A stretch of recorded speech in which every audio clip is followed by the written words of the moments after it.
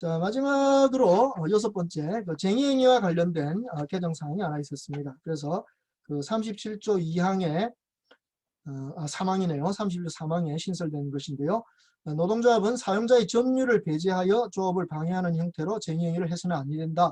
이러한 개정이 있었습니다. 그래서 점유를 배제한다. 그러니까 노조가 직장을 점거해서 쟁의행위를 하는 것을 금지한다. 뭐 이런 취지이긴 한데 그동안에 우리 대법원 판례는 노조의 직장 점거에 대해서는 병존적 점거, 부분적인 점거는 정당하다고 판결을 내리고 있습니다. 그래서 그 대법원 판례가 살아있는 한 이번 개정의 내용도 이것은 원칙적인 내용으로 보면 되겠습니다. 그러니까 점유를 배제한다 이 말은 이제 완전히 사용자가 들어오지 못하도록 우리 대법원 판례에 의하면 전면적 배타적 점거 이것은 안 된다는 것이니까 결국 이거는 뭐 대법원 판례하고 일치하는 그런 내용의 원칙 조항이라고 볼 수 있습니다.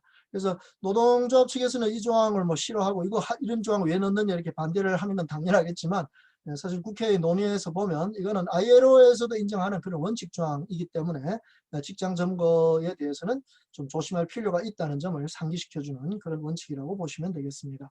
사실 그동안 이 노동조합이 직장 점거를 하는 것은 우리나라만의 독특한 그런 쟁의행위의 양태였습니다. 보통 쟁의행위라 이러면 파업 아닙니까? 그럼 파업은 노무 제공을 집단적으로 거부하는 거니까 사실은 회사에 출근하지 않는 게 파업의 전형적인 모습이라고 볼 수 있는 거죠.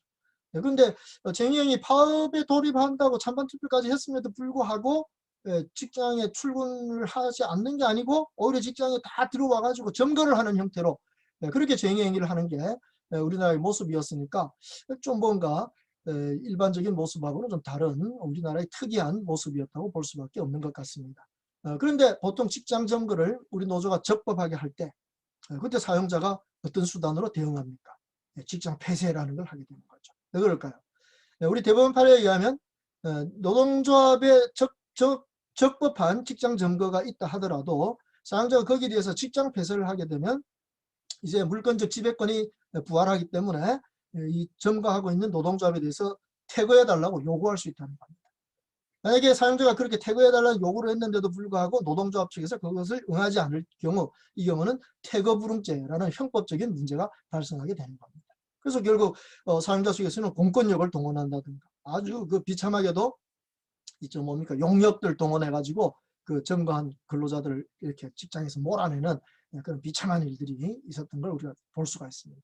그래서 그런 비극적인 사례를 우리가 좀 이제는 다시는 보지 않아야 하니까 그러기 위해서라도 노조가 점거하는 방식에 있어서는 전면적인 배제 이런 것은 안 되겠다. 그래서 점거를 하더라도 적법하게 하고 만약에 거기에 대응되는 적법한 사용자의 대응 행위가 있다면 거기에 따라서 법적인 방법으로 처리해야 되겠다 하는 이런 것을 좀 상기시켜주는 조항으로 저는 이해할 수 있다고 봅니다. 그래서 굳이 뭐 이것은 반대할 문제가 아니라 앞으로 노사가 서로 합리적인 룰을 지켜가는 방향으로 이해하고 적용해 간다면 크게 어려움은 없을 거라고 봐집니다.